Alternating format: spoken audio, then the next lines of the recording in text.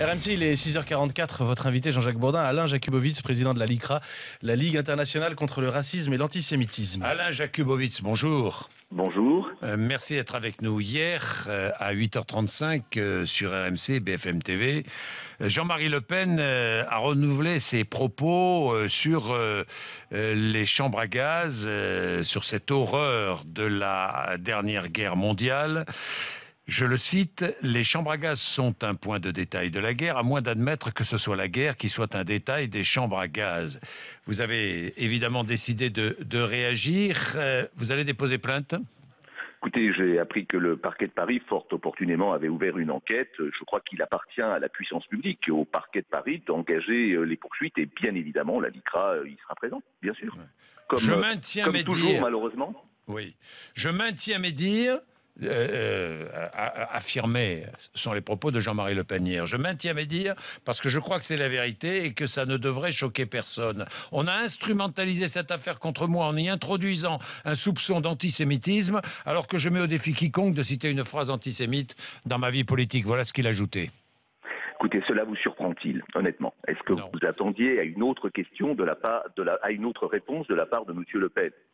C'est un antisémite impénitent, viscéral, obsessionnel, et d'ailleurs je profite de votre antenne pour répondre au défi qu'il a lui-même lancé à votre antenne. Je suis celui, et je pense que nous serons nombreux, à lui rappeler un certain nombre de ses phrases, au nombre desquelles par exemple des propos ignobles qu'il avait tenus sur certains de vos confrères, juifs ou réputés tels, qui avaient été si ignobles qu'il avait d'ailleurs été condamné par la justice à l'époque. Donc voilà, enfin, je crois qu'en plus il feint d'oublier les propos qu'il a lui-même tenus à ce sujet. Oui, Alain Jakubowicz, il feint d'oublier ses propos, les propos tenus auparavant. Il les réitère. Il provoque des réactions indignées au sein même de son propre parti, qui est en difficulté là ce matin. Qu'est-ce que vous en dites? Écoutez, j'en dis que parfois, Monsieur Le Pen ne dit pas que des bêtises et que des sottises, notamment lorsqu'il vient dire, mais bien sûr, au Front National, il y a de fervents pétinistes. Oui. Et effectivement, je comprends que cela embarrasse le Front National, parce que c'est une réalité que nous dénonçons, nous, depuis des décennies, et notamment dans ce travail que fait sa fille pour essayer de montrer un Front National qui est plus lisse. Mais non, effectivement, M. Le Pen a raison, c'est fervent pétiniste, c'est-à-dire c'est nostalgique d'une époque, d'une France qui haïssait la France. Il ne faut pas oublier ce que sont les pétinistes, qui étaient effectivement des gens qui étaient favorables aux lois anti-juives, aux gens qui étaient favorables à la victoire de l'Allemagne nazie sur la France, qui étaient des collaborateurs, qui haïssait la France. Voilà effectivement un certain nombre de choses qui m'apparaissent importantes de rappeler. Et d'ailleurs, je remercie M. Le Pen d'avoir à votre antenne rappelé cette évidence que sa fille et un certain nombre d'autres personnes essayent d'occulter sur la réalité de la composition du Front National. Oui, évidemment, son retour sur les chambres à gaz sont insupportables, mais vous avez raison de souligner que ce passage sur les pétainistes, qui a été moins remarqué, oui, est sur un terrain purement politique, autrement, enfin, plus préjudiciable à son parti. En tout cas, il est beaucoup plus d'actualité. Vous alliez dire oui. Plus important. Écoutez, non. oui. Non, mais je pense même qu'on peut le dire au sens de la politique nationale.